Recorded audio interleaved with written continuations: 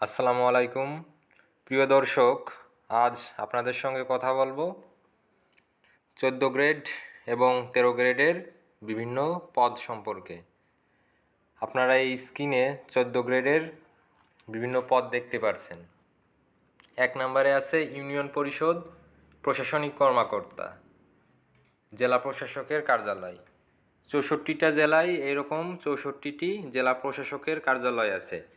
আপনি যে কোনো বিষয়ে স্নাতক পাশ করলে এখানে আবেদন করতে পারবেন। এটা 14তম গ্রেডের একটি পদ। এরপরে হলো পরিসংখ্যানবিদ, সিভিল সার্জনের কার্যালয়। দুইটাই 1 নম্বরে রাখা হয়েছে, কারণ দুইটাই হলো নিজের জেলাতে পোস্টিং, এবং এখানে যে আপনি পরীক্ষা দেবেন শুধু নিজের জেলার প্রার্থীদের সাথে, এই কারণে প্রতিযোগিতাও অনেক কম হয়। পরিসংখ্যানবিদে আবেদন করতে হলে আপনার অর্থনীতি, গণিত অথবা পরিসংখ্যান বিষয়ে স্নাতক থাকা লাগে। 2 নম্বরে হলো আপনারা পাচ্ছেন ল্যাব সহকারী, ঢাকা ওয়াসা। এই ল্যাব সহকারী 14তম গ্রেডের একটি সরকারি চাকরি, এবং এখানে আবেদন করতে হলে আপনার এইচএসসিতে সায়েন্স বা বিজ্ঞান বিভাগ থাকা লাগবে। 3 নাম্বার সহকারী এক্সামিনার, বিএনডিসিপি বা বেসামরিক নৌ। তাহলে এই যে সহকারী এক্সামিনার পদে আপনাকে আবেদন করতে হলে পদার্থ, গণিত অথবা রসায়ন বিজ্ঞানে স্নাতক থাকা লাগবে। 4 নাম্বার হলো DNCC, Dhaka north city corporation বা উত্তর সিটি কর্পোরেশন। এই তো প্রায় 20-25 দিন আগেই এখানে আবেদন করা গিয়েছিল। এখানে 14তম গ্রেডে অনেকগুলো পদ আছে, যেমন ওয়ার্ড সচিব, রেভিনিউ সুপারভাইজার, মশক নিয়ন্ত্রণ পরিদর্শক, পরিচ্ছন্ন পরিদর্শক, এই রকম। 5 নম্বরে আপনারা দেখতে পাচ্ছেন স্টোর কিপার, ডিএনসি অর্থাৎ মাদক নিয়ন্ত্রণ অধিদপ্তর।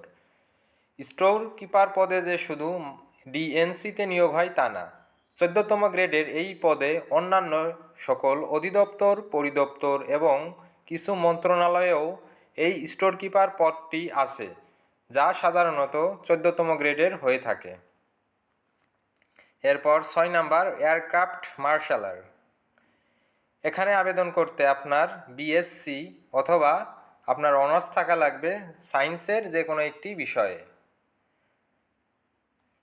আপনি যদি আর্টস থেকে এসএসসি এবং এইচএসসি কমপ্লিট করেন এবং এরপরে ভূগোলে পড়েন, তাহলে কিন্তু বিএসসি সার্টিফিকেট পাবেন এবং এখানে আবেদন করতে পারবেন।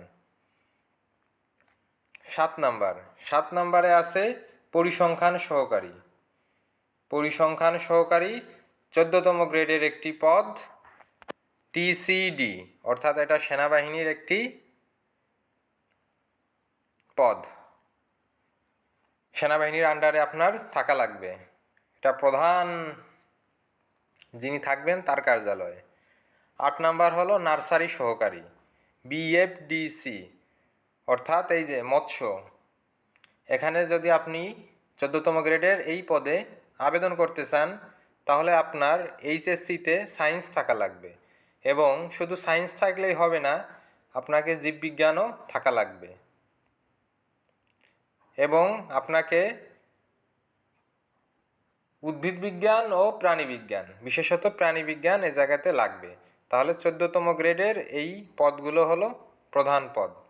এছাড়াও 14তম গ্রেডে কোথাও কোথাও আপনার উচ্চমান সহকারী চেয়ে থাকে।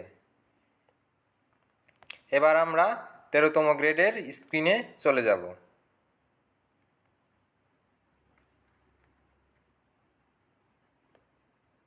13তম গ্রেডের সকল সরকারি চাকরি। 1 নম্বরে দেখতে পাচ্ছেন উচ্চমান সহকারী, গবেষণা অনুসন্ধানকারী।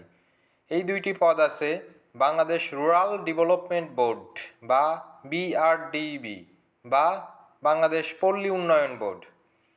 উচ্চমান সহকারী পদে আবেদন করার জন্য কোথাও কোথাও টাইপিং স্পিড থাকা লাগে, আবার কোথাও কোথাও টাইপিং স্পিড লাগে না, কিন্তু নিয়োগ বিজ্ঞপ্তিতে উল্লেখ থাকে কম্পিউটার যোগ্যতা থাকা লাগবে। এই ক্ষেত্রে আপনার কম্পিউটারের যে বেসিক কাজ তথা ইমেইল পাঠানো, বাংলা এবং ইংরেজি সাধারণ টাইপিং, ওয়ার্ড, এক্সেল ও পাওয়ার পয়েন্টের কাজ, পাওয়ার পয়েন্টে স্যালারি শিট তৈরি এবং এমএস ওয়ার্ড থেকে প্রিন্ট করা এবং মার্জিন দেওয়া, এই রকম একটা ছোটোখাটো পরীক্ষা হতে পারে। কম্পিউটার অপারেটর বিমান বাহিনী। কম্পিউটার অপারেটর শুধু বিমান বাহিনীতে নয়, সকল অধিদপ্তর, পরিদপ্তর, মন্ত্রণালয় এবং অন্যান্য সংস্থা, কর্পোরেশন ও কর্তৃপক্ষে নিয়োগ হয়ে থাকে। এখানে আবেদন করতে আপনার স্নাতকে গণিত থাকা লাগবে, স্নাতকে বিজ্ঞান বিভাগ থাকা লাগবে। এখানে বাংলাতে 25 এবং ইংরেজিতে 30 গতি থাকা লাগবে প্রতি মিনিটে। কিন্তু এখানে বিজ্ঞান না চাইলেও হতো। আর আরেকটা বিষয় হলো, এই যে গতি, এত গতি অন্য কোনো পদে সাধারণত চাই না। একমাত্র কম্পিউটার অপারেটর পদে বাংলাতে 25 এবং ইংরেজিতে 30 গতি লাগে। এবং কম্পিউটার অপারেটর বা উচ্চমান সহকারী বা ব্যক্তিগত সহকারী, এইগুলো হলো প্রশাসনিক পদ। আপনি এই সকল পদে 13 গ্রেডে জয়েন করলে 5 থেকে 7 বছর পর প্রশাসনিক কর্মকর্তা তথা 10ম গ্রেডে যেতে পারবেন। এবং 10ম গ্রেডে যাওয়ার পর 6-7 বা 8 বছর পর সহকারী পরিচালক তথা 9ম গ্রেডে যেতে পারবেন। অর্থাৎ প্রথম শ্রেণী হতে 14 বা 15 বছর লাগে। এখানে 3 নাম্বার দেখতে পাচ্ছেন ব্যক্তিগত সহকারী বা পার্সোনাল অ্যাসিস্ট্যান্ট। এইটা ডিএনসিসি এর পদ, অনেক আগের নিয়োগ, যেখানে বাংলাতে 20 এবং ইংরেজিতে 20 গতি থাকা প্রয়োজন। এরপরে হলো 4 number aircraft marshaller, CAAB, civil aviation authority of Bangladesh. 13তম গ্রেডের এই পদে আবেদন করতে আপনাকে অবশ্যই বিএসসিতে সায়েন্স থাকা লাগবে। 5 নাম্বার হলো জুনিয়র পরিসংখ্যান সহকারী, বিবিএস বা বাংলাদেশ পরিসংখ্যান ব্যুরো বা বাংলাদেশ ব্যুরো অফ স্ট্যাটিস্টিক্স।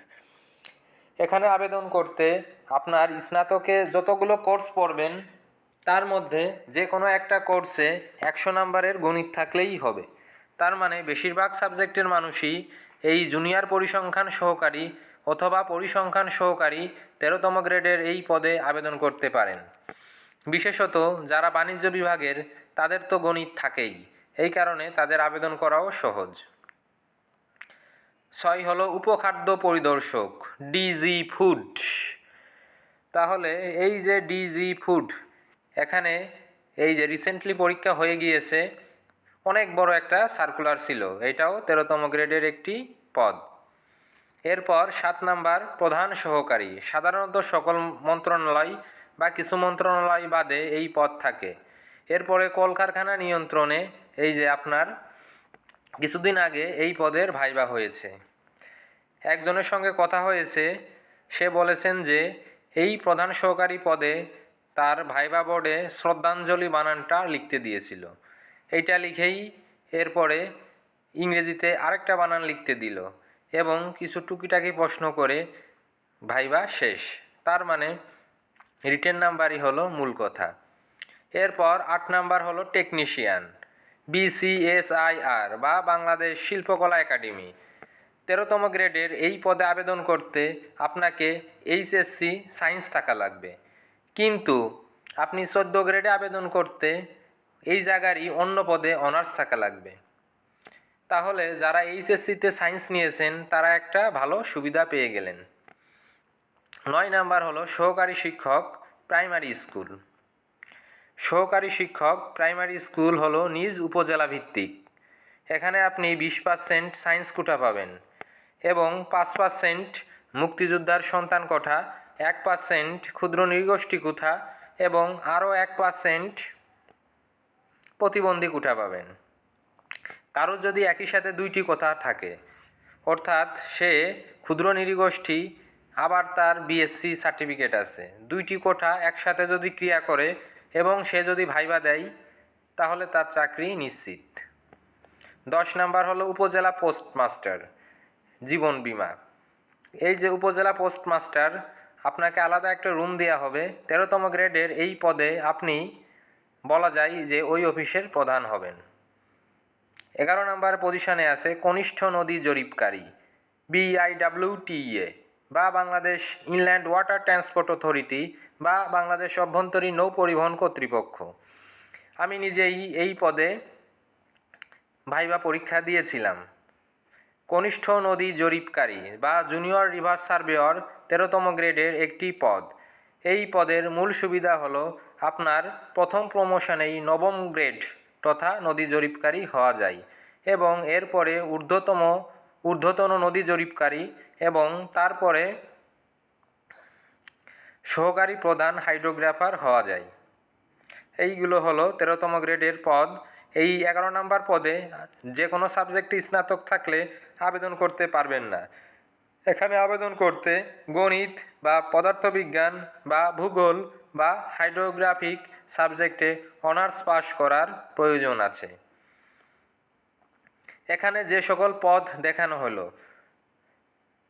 সাধারণত এই সকল পদ মানে একই নামে এই একই পদে অন্য অধিদপ্তর বা পরিদপ্তর যা এখানে উল্লেখ করা হয়নি তাও 13তম গ্রেডেরই হয়ে থাকে। যাই হোক, আপনাদের এতক্ষণ এই ভিডিওটির সাথে থাকার জন্য ধন্যবাদ।